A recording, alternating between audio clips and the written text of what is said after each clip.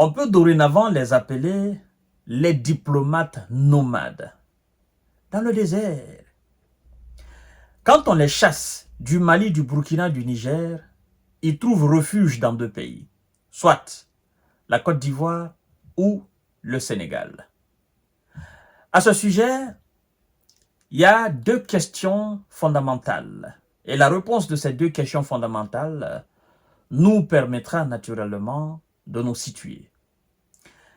72 heures a été donnée à l'ambassadrice de la Suède de quitter le territoire malien. Et la Suède était déjà en instance de départ du Burkina Faso, sachant très bien qu'elle ne peut pas rester au Mali. Naturellement, le Mali c'est le Burkina c'est le Mali, idem que le Niger c'est le Burkina, le Niger c'est le Mali. Et donc, la Suède fait une annonce. Le gouvernement suédois nous dit clairement que d'ici 2025, qu'il va ouvrir une ambassade suédoise à Dakar, au Sénégal. Vous comprenez? Voilà. Alors, mesdames et messieurs, avant que je n'entre pour déballer en réalité les deux questions, je vous invite évidemment à partager cette vidéo dans tous les groupes possibles pour sensibiliser et faire comprendre aux gens ce que nous sommes en train de faire comme lutte. Activez la cloche de notification pour ne plus rater mes vidéos, mais aussi continuez à vous abonner massivement sur ma chaîne YouTube Kanté J Visionnaire, le vrai. Alors, aujourd'hui, la jeunesse africaine, le peuple africain est en grande partie divisé entre panafricains, lutte panafricaniste, mais aussi les relations internationales entre États. Je voudrais appuyer un accent très particulier sur le cadre de l'AES. Vous savez, dans l'AES, on n'est pas seulement dans une relation internationale entre États. On est carrément dans une alliance. Vous comprenez? Une alliance, une confédération. On est carrément sorti du simple cadre de relations internationales entre États. On est aujourd'hui en mesure de se dire que ces trois pays font un. Ils ont les mêmes visions, ils ont la même politique, ils ont les mêmes objectifs. Vous comprenez? D'où la confédération. Et donc, vous faites quelque chose au Mali, vous le faites au Niger, vous le faites au Burkina. Ainsi de suite. Tout ce qui n'est pas du cadre de l'alliance de l'AES n'est pas le problème de l'AES. À partir du moment où ce n'est pas dirigé contre l'AES, et donc ça ne regarde pas l'AES.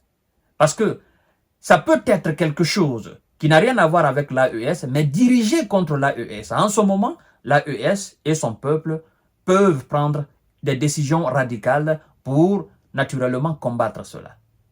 Mais à partir du moment que ce n'est pas dirigé, toute décision extérieure qui n'est pas dirigée sur l'AES, qui n'est pas faite dans le cadre de déstabiliser l'AES, ne regarde pas l'AES. Cela plaît aux dirigeants de l'AES et au peuple de l'AES d'apporter ou non un commentaire là-dessus. Maintenant, il y a des jeunes, des cadres de l'AES qui ne sont pas des panafricains. C'est vrai qu'ils sont maliens, ils sont burkinabés, ils sont nigérians, mais ils ne sont pas des panafricanistes. Eux, ils se battent pour la souveraineté de l'AES, point barre. Pour la souveraineté de l'Alliance, pour le développement et l'émergence de l'Alliance. Tout ce qui se passe maintenant ailleurs en Afrique, ça, ce n'est pas leur problème. Eux, ils ne sont pas des panafricains. Maintenant, au sein de l'AES, il y a une partie de la jeunesse et naturellement des cadres qui sont non seulement véritablement qui se battent pour le développement de l'AES, mais aussi qui sont des panafricains, qui se battent aussi naturellement pour que l'Afrique émerge et l'Afrique soit unifiée. Maintenant, puisque nous sommes dans un cadre de diplomatie entre un pays occidental et l'AES et un pays non l'AES, notre question se pose là. Que la Suède prenne la décision, n'est-ce pas, d'ouvrir une ambassade au Sénégal ou pas, cela ne doit pas être perçu à l'AES comme une trahison. Non. Le Sénégal ne fait pas partie de l'Alliance. Le Sénégal n'est pas un pays membre de l'AES. Vous comprenez? Le Sénégal est un pays voisin des pays de l'AES. Donc, les décisions prises au Sénégal par les autorités sénégalaises dans leurs relations diplomatiques, dans leurs relations internationales, n'a absolument rien à voir avec l'AES. Cette décision, elle est prise souverainement. D'accord? Donc, l'AES n'a pas de problème avec cela. Maintenant, à partir du moment où c'est une décision qui est prise avec un pays étranger, c'est-à-dire une décision prise par les autorités sénégalaises avec un pays étranger, dirigé contre l'AES, et là, on dit non. Là, l'AES, naturellement, doit effectivement prendre des mesures draconiennes pour remédier, pour contrecarrer cela. Et donc, le peuple se doit en ce moment d'accompagner les autorités de l'AES afin de combattre alors cette décision qui serait alors prise par les autorités sénégalaises avec un autre État, qu'il soit maintenant un pays africain ou un pays étranger. Quand la Suède dit « nous allons ouvrir notre ambassade au Sénégal », il revient aux autorités sénégalaises, naturellement, d'accepter ou pas. Les termes maintenant de cette ouverture d'ambassade au Sénégal, cela n'engage que les autorités sénégalaises. Les autorités maliennes, burkinabées et nigériennes n'ont pas de problème avec ça. Le Sénégal est un État souverain, comme on le dit, un État indépendant, comme on le dit. Décision qui est prise à la tête du Sénégal, c'est les autorités sénégalaises et le peuple sénégalais. Dans ce cadre, moi, aujourd'hui, qui analyse les sujets de la géopolitique et de la géostratégie, je ne peux pas me permettre pour dire que voilà, c'est une trahison de l'AES ou le Sénégal a mal fait. Non. Non. Vous comprenez? Moi, je ne voudrais pas que ça soit perçu comme... voilà, comment dirais-je, je ne voudrais pas que ça soit perçu comme du mal. Oh non, la Suède est chassée, le Sénégal aussi devrait s'opposer à cette ouverture d'ambassade suédoise naturellement au Sénégal. Je comprends. Je comprends dans le sens où, effectivement, la Suède a fait une déclaration parce que le Mali a coupé le pont avec l'Ukraine, parce que l'Ukraine, naturellement, a aidé des terreaux dans le nord du Mali. Le Sénégal a convoqué l'ambassadeur de l'Ukraine et est allé lui dire ces 4 vérités. Vous comprenez?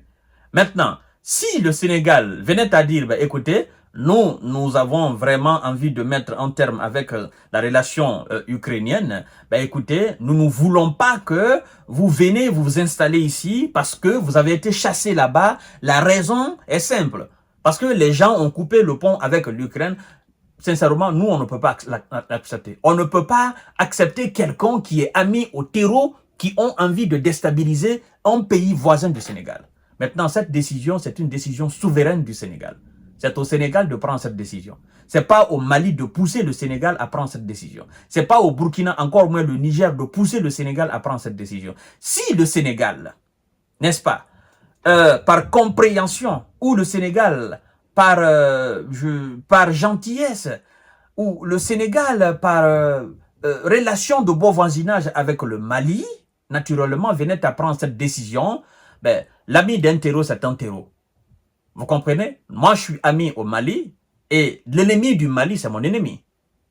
Voilà, même si je ne suis pas dans la confédération de l'AES, mais je suis voisin au Mali. Je veux entretenir de bons rapports avec le Mali. Donc, je ne peux pas accepter de coopérer avec vous. Je ne peux pas accepter que vous ouvrez votre ambassade ici, sachant très bien que vous supportez des terreaux qui attaquent le Mali, qui est moi, mon voisin.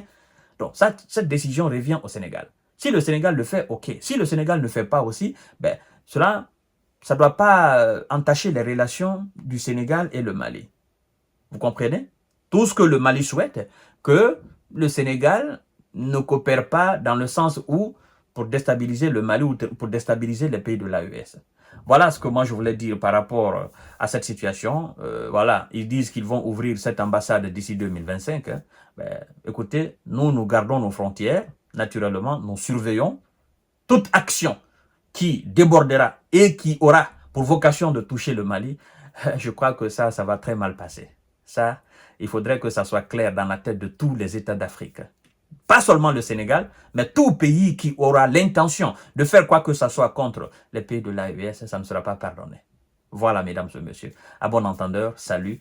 Partagez la vidéo dans tous les groupes possibles. Merci beaucoup. Tous les États sont souverains, comme on le dit. Personne n'est forcé à continuer ou à poursuivre la lutte que l'AES a entamée. Voilà. Chacun est libre de faire son choix.